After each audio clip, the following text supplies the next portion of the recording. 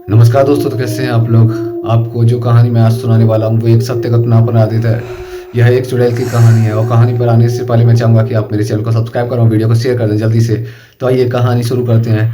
यह कहानी बहुत साल पुरानी है। अंकित नाम का एक लड़का था। अंकित का उसकी माँ के अलावा कोई भी नहीं था। इसलिए अंकित पढ़ाई पूरी होने पर अंकित की माँ ने उसकी शादी कर रहा थी।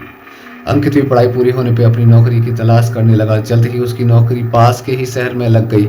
अंकित अब अपने गांव से ही रोज नौकरी के लिए जाता, पर शहर आने में उसका बहुत सारा समय बर्बाद हो जाता। इसीलिए उसने अपने परिवार के साथ शहर में ही किराए के मकान में रहने का फैसला किया।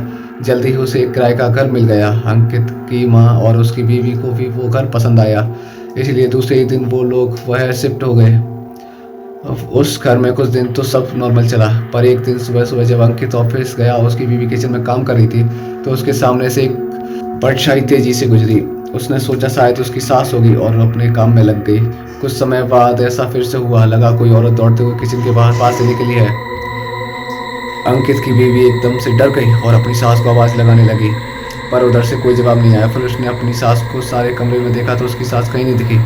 पत्नी ने अपनी सास को फ़ोन किया और पूछा, आप कहाँ हैं। उसकी सास ने जवाब दिया, मैं तो सुबह ही मंदिर आ गई थी, बस थोड़ी ही देर में घर पहुंचने वाली हूँ। रात के समय अंकित की पत्नी इस घटना के बारे में अंकित को बताया। अंकित ने पत्नी का वहम समझ के इस बात पर ज़्यादा ध्यान नहीं दिया। अगले दिन फिर इससे ऐसा हुआ तो उसकी पत्नी बिना खाना बनाए ही किचन से बाहर निकल गई। जब सास वापस आई तो उसने पूछा, तुम बाहर क्यों बैठी हो और खाना क्यों नहीं बनाया। पत्नी से सास को सारी बात बता दी। सास हंसते हुए बोली, अरे बेटा, ऐसा कुछ नहीं होता, शायद तुम थक गई हो इसीलिए ऐसा लग रहा है तुम्हें। तुम आज आराम करो, मैं खाना मैं बना दूंगी। इतना बोल के सास किचन में खाना बनाने चली गई। जब वो खाना बना रही थी तभी उसके ऐसा लगा जैसे उसके बालों को कोई बहुत तेज खींच के हंसते हुए वहां से भाग जाता है। अब उसकी सास भी बहुत घबरा गई और उसने अंकित को फ़ोन करके सारी बात बताई। अंकित तुरंत ऑफिस से छुट्टी लेकर वापस आ गया। आसपास वालों से पूछने पर पता चला कि इससे पहले जो परिवार यहाँ रहता था, उनके घर की एक औरत की मौत किचन में आग लगने की वजह से हो गई थी।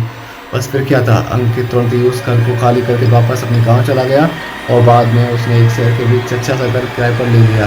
तो दोस्तों, ये थी आज की हमारी चुड़ैल की कहानी। तो आपको कहानी कैसी लगी कमेंट करके बताइए और वीडियो को लाइक कीजिए, शेयर कीजिए और चैनल को सब्सक्राइब कीजिए। और हाजिर होंगे एक और नई कहानी के बाद। तो तब तक के लिए नमस्कार।